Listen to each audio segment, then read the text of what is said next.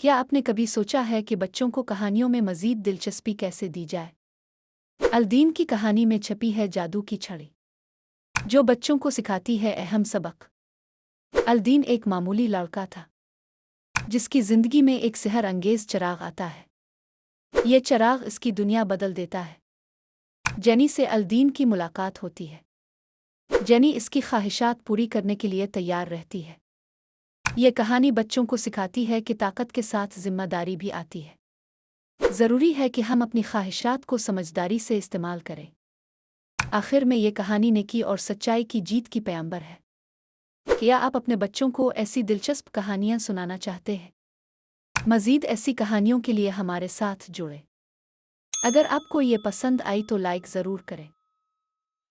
क्या आपने कभी सोचा है कि बच्चों को कहानियों में मज़ीद दिलचस्पी कैसे दी जाए? अलदीन की कहानी में छपी है जादू